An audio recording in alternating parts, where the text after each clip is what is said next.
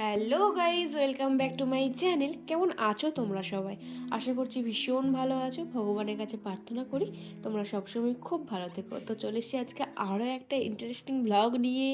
তোমরা যেটার জন্য এত দিন ধরে ওয়েট করেছিলে, তো সেটারই ব্লগ নিয়ে চলে এসেছি। তোমরা তো সবসময় মানে আমার একার থেকেও বেশি আমার দিদিদের সাথে ব্লগ করা, আমার ফ্যামিলির সাথে ব্লগ করা বেশি পছন্দ করো, মানে সংসার জিনিসটাকে বেশি পছন্দটা করো, যে দিদিরা কীভাবে সংসার করছে বা দিদিরা কীভাবে আছে, সবাই মিলে কীভাবে আছি, সেসব জিনিসগুলো দেখতে পছন্দ করো। তো এরপর থেকে কিন্তু ওই জিনিসগুলোই দেখতে পাবে তোমরা আমার ব্লগে সব সময়। তো একদমই মিস করবে না। আজ থেকে কিন্তু শুরু হতে চলেছে পুরুলিয়ার ব্লগ। তো সকাল সকাল একদম রেডি হয়ে গেছি, দেখতেই পাচ্ছ। আর সেদিনকে প্রচণ্ড ঠান্ডা ছিল, মানে সেদিন থেকেই প্রচণ্ড ঠান্ডা পড়ে গেছিলো। মানে এত ঠান্ডা কি বলবো, নাক চোখ সব কিছু লাল হয়ে গেছে, দেখতেই পাচ্ছিলে। মানে এত ঠান্ডা, আমার হাত ফাত জমে যাচ্ছিল। তো যাই হোক, দিদিরা কিন্তু আমাকে নিতে চলে এসছে। এখন যাব, জানোই, এখান থেকে যাব গাড়ি করে। আর মেজদি নিতে এসছে, এদিকে মেজদি চলে যাচ্ছে, মাকে প্রণাম টনাম করে নিচ্ছে। মা এদিকে ভীষণ কান্নাকাটি করছিল ডোডোবাবুর জন্য। তো কেন যাচ্ছে বলে দিই, কারণ মেজদিরা আজ থেকে পুরুলিয়াতেই শিফট হচ্ছে, ওখানেতেই এখন থাকবে এরপর থেকে। মানে দুজনেই, বড়দি মেজদি দুজনেই এখন পুরুলিয়ার বাসিন্দা হয়ে গেল। ভীষণই মন খারাপ লাগছে যে মেজদি এখানে ছিল, বড়দি ওখানে ছিল। মেজদিকে হুঁ করতে ডাকতে পারছিলাম, কাছে ছিল, যেতে পারছিলাম, আসতে পারছিল, সব কিছু ঠিকঠাক চলছিল। বাট না, পরে ওরা দুজনেই চলে গেল। বলছে, মেসি বলছে এখানে আর কতদিন থাকবো, 1 বছর তো দেখতে 1.5 বছর তো হতেই চললো, এবার বরের কাছে যেয়ে থাকতে হবে নাকি, সংসার তো বরের কাছে যেয়ে করতে হবে। সেই জন্য ওর ইচ্ছে। আমরা না হলে বলেছিলাম যে ডোডোটা আর একটু বড় হয়ে যাক বা শীতটা একটুখানি কমুক, তারপরে যাবি। পুরুলিয়াতে তো প্রচণ্ড ঠান্ডা, প্রচণ্ড। তো সেই কারণেই বলেছিলাম, কিন্তু ও কার কথা শোনে? ও তো কোনোদিনই কারোর কথা শোনে না, নিজে যেটা ডিসিশন নেই সেটাই। তো ডিসিশন নিয়েছে, ফাইনাল করে নিয়েছে যে ওই পুরুলিয়াতেই আসবে। তো সেই জন্য আমার বড় জামাইবাবু মানে শুভদাদা সব কিছু ঘরটর দেখে দিয়েছিল, ফ্ল্যাট সব কিছু মানে দেখে শুনে সব কিছু ভাড়া টাড়া করে দিয়েছিল। তো সেখানেতেই ওরা আসছে। তো এখনও সেরকমভাবে কিছু গোছানো, মানে কিছুই গোছানো হয়নি, জাস্ট ফ্ল্যাটটা রেডি করা আছে, ও এসে সব কিছু বাগাবে।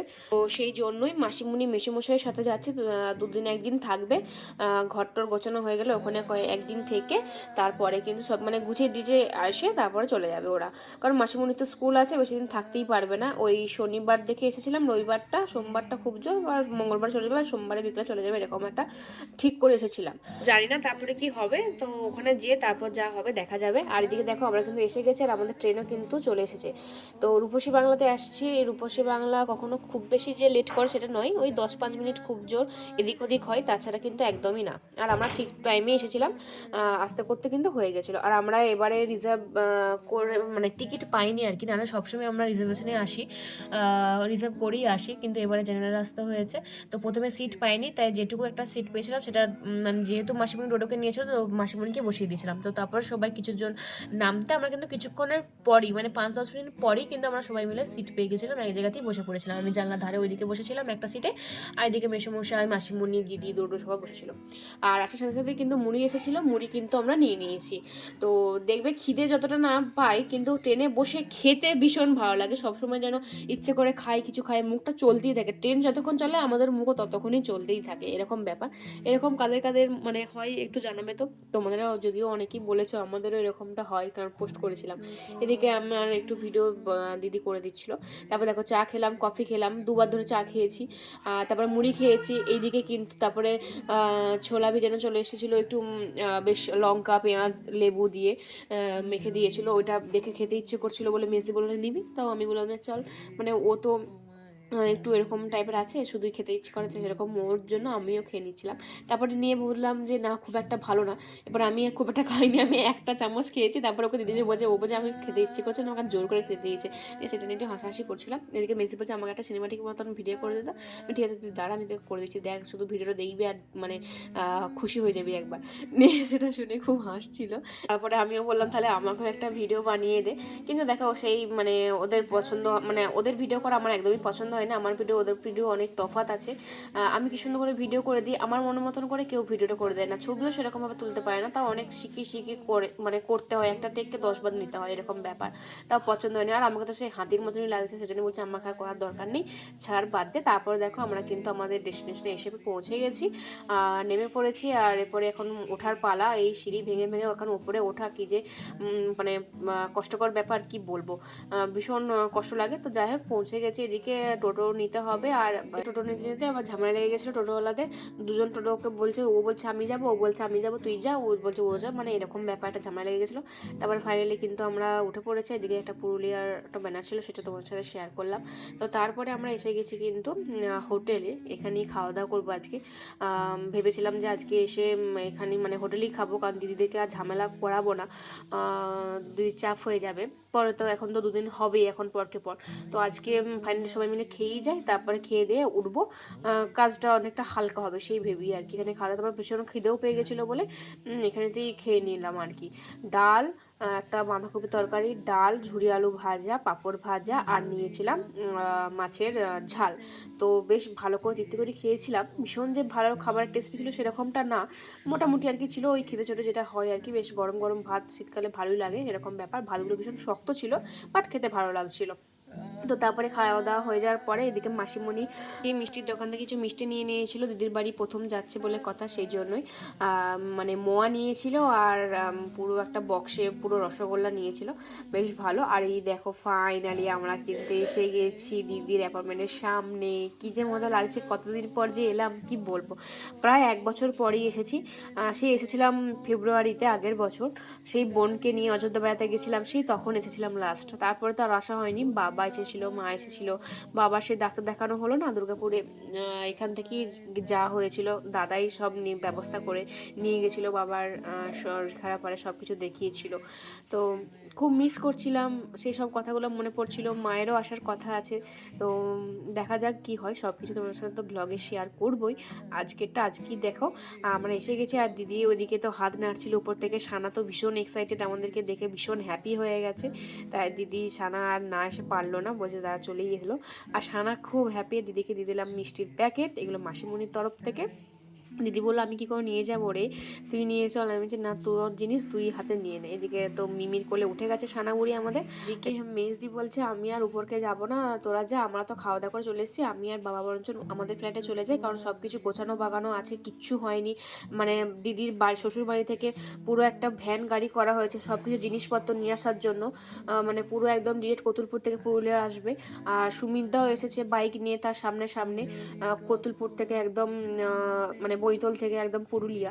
তো সেই সব একসঙ্গে ওখানেই মানে দাদারা পৌঁছে গেছে, আমরা তারপরে এসেছি। তো দিদি বলছে আর যাবো না, তো বড়দি বলল না একবার উপরকে চল, একবার ব্যাগটাই রেখে তারপরে একটু বসে তারপরে চলে যাবি। মেজদি বলছে না একদমই বসার সময় নেই, আমরা চলেই যাবো। ঠিক আছে যা ভালো বুঝিস কর। এইদিকে সব ব্যাগপত্র এখন আপাতত এখানেই রাখলাম। আগেই মাসিমণির জামা টামা ছেড়ে ডোরোকে আগে স্নান টান করিয়ে দেবে, মানে স্নান করানো বলতে একটু গা হাত পা ভালো করে টিপে টাপে ভালো করে মুছিয়ে দেবে। এদিকে সানাবুড়ির বোধহয় স্নান টান হয়ে গেছে। এদিকে সানাবুড়ি তো ভীষণ খুশি হয়ে গেছে ভাইকে পেয়ে, সেজন্য ঝুড়ি যে খেলনাটা আছে ওর সেগুলো সব বের করে দিয়েছে, ভাইকে নাকি সব ও দিয়ে দেবে, আর কিচ্ছু ওর ভাইয়ের কাছ থেকে নিয়ে নেবে না, সব ভাইকে দিয়ে দেবে, মানে ওই কয়েক সেকেন্ডের জন্য আর কি, তারপরে আবার জেগে সেই হয়ে যাবে। তো অত দিন পর দিদির বারান্দাতে এলাম, কত সুন্দর ফুল গাছ লাগিয়েছি, ফুল ফুটেছে, তুলসী গাছ আছে, এইসব কিছুই দেখা হয় না, বেশ সুন্দর লাগছে। তো তারপরে দেখো আমার বিকেলবেলা হয়ে গেছে, আমি একটু শুয়েছিলাম, আমার এসেই প্রচণ্ড পরিমাণে জ্বর সর্দি হয়ে গেছিলো। জ্বরটা সেরকমভাবে আসেনি, কিন্তু ভীষণ পরিমাণে ঠান্ডা লেগে গেছিলো, চোখ নাক সব বন্ধ হয়ে গেছিলো।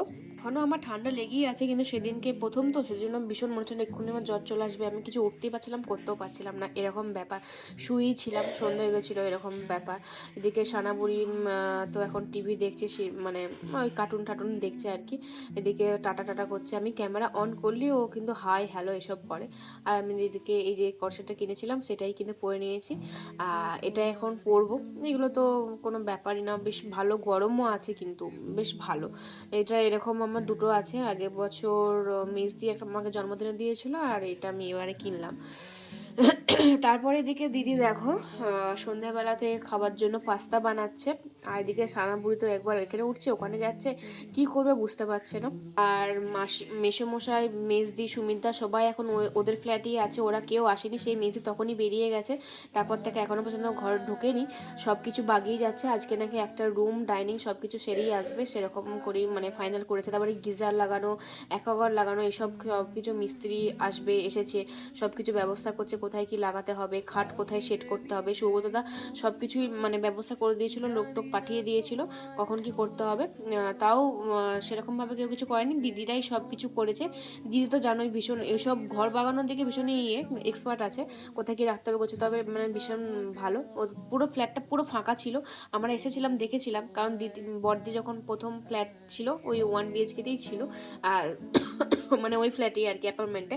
তো এখন দিদিরা 2 BHK নিয়েছে, ও একদম ছাদ ঘর, তোমাদেরকে সেটাও শেয়ার করব দিদিরা কেমন গোছালো পুরো ফ্ল্যাটটা। তো যদি তোমাদেরকে প্রথমটা দেখাতে পারতাম যে কেমন ছিল আর কেমন করেছে সেটা খুব ভালো হতো, কিন্তু দেখাতে পারলাম না, আর কি আর করা যাবে। আর যাই হোক, তখন যাবো তখন তো তোমরা দেখতেই পাবে। আর এদিকে দিদি তো পাস্তা বানাচ্ছে বেশ সুন্দর করে, আমার তো দেখি লোভ লাগছে। সন্ধ্যাবেলাতে এরকম শীতের দিনে সন্ধ্যাবেলা একটু গরম গরম, শুধু সন্ধ্যাবেলা মানে শীতের দিনে কেন, গরমকালে তো মানে সন্ধ্যাবেলা একটু চুটুক পুটুক চটপটা খেতে কিন্তু বেশ ভালো লাগে। আর বড়দি কিন্তু পাস্তাটা খুবই সিম্পলভাবে আর খুবই ভালো বানিয়েছিল, ডিম দিয়ে সব রকম সবজি টবজি দিয়ে বেশ দারুণভাবে বানিয়েছিল, আমার তো ভীষণ ভালো লাগছিলো। সমানে বলছে না রে ভালো হয়নি, তোর খেয়ে দেখ ভালো হবে না, আমি ঠিক বুড়োর মতন করতে পারি না, মানে মেজদির মতন করে বলছে আর কি। আমি বলছি না রে খুব খুব ভালো হয়েছে, তোকে তো টেনশন নিতে হবে না। তো চলো সবাই মিলে এখন খেয়ে নিই, তারপরে আবার দেখা হচ্ছে। বেশি ভিডিও এখন আর করবো না, আবার রাত্রেবেলা যখন দিদিরা আসবে তখন আবার ভিডিওটা করবো, ঠিক আছে? তো আমি এখন খেয়ে নেবো। আর প্রচণ্ড পরিমাণে ঠান্ডা, এদিকে সানাবুড়ি আমার কাছে ঠিক চলে এসে ও ক্যামেরা অন করতে। 2000 years later. তো দেখো অনেকক্ষণ পরে আবার কিন্তু অন হয়েছি, এখন রাতের খাবারের দিদি জোগাড় করছে। মানে এই কটা বাজবে, 9টা 15 মতন বাজছে, না 15টা বাজছে কে জানে, দেখলাম না ঠিক করে। এইদিকে আলু ভাতে মাখছে পেঁয়াজ লঙ্কা দিয়ে, বেশ ভাজা পেঁয়াজ দিয়ে। মাছ ভেজেছে, মাছটা মাখবে। এদিকে কিছুটা চিকেন ওদের দুপুরে হয়েছিল সেটা আছে, আলু পোস্ত করেছে, ডাল হয়তো আছে, এরকম এসব দিয়ে আজকে কিন্তু রাতের খাবার হবে। পাঁপড় টাপড় ভেজেছে, বেগুন ভাজা তো আছেই, শীতের সব থেকে বেস্ট খাবার বেগুন ভাজা। আর আমি একটু আস্তে করে কথা বলছি, কারণ যদি শোনে যে ওরা সব আমি এখানে একা আছি, তাহলে ওরা কিন্তু সব এসে হামলা করবে, সানা ডোডো সব। তার জন্য আমি আস্তে করে ভয়েসটা দিলাম, একটু মানিয়ে গুছিয়ে নাও। তো যাই হোক চলো আমরা তাহলে এরপর খাওয়া দাওয়াটা শুরু করে। এদিকে মেসোমশাই সুমিতদা সবাই চলে যাবে বলে তাড়াতাড়ি করে আগে ওদেরকে দিয়ে দিলাম, কারণ এখানে তো শুতে হলে নিচে শুতে হবে আবার কাউকে না কাউকে। সেজন্য বড়দি বলছে যে না এত ঠান্ডা আমি নিচে শুতে দিতে পারবো না, যেহেতু একটা রুম ওদের ভাগানো হয়ে গেছে তো ওরা চলে যাবে, সেজন্য ওদেরকে খাইয়ে দিল। এদিকে এদিকে ডোডোকেও মেজদি খাইয়ে দিচ্ছে। ডোডো বাবুরও অনেক খিদে পেয়ে গেছিলো, সেই সন্ধ্যাবেলাতে খেয়েছিল, তো সেজন্য দিদি আসতে ওকে খাইয়ে দিল। এদিকে ডাল হয়ে গেছে দেখতেই পাচ্ছ, বেগুন ভাজা, এদিকে মাছ মাখা, আলু ভাতে, পাস্তাটা একটুখানি ছিল, এদিকে ভাত পাঁপড় ভাজা, এদিকে আছে চিকেন। আজকে ডিনারে এইটুকুই। তো আজকে ভিডিওটা এই পর্যন্ত, কেমন লাগলো অবশ্যই জানাবে, ভালো লাগলো অবশ্যই লাইক কমেন্ট শেয়ার করতে একদম ভুলবে না। দেখা হচ্ছে পরের ব্লগে খুব তাড়াতাড়ি, তখন ভালো থাকবে সুস্থ থাকবে। আর পেজ নতুন হলে প্লিজ প্লিজ পেজটাকে ফলোতে পাশে থাকো। বাই।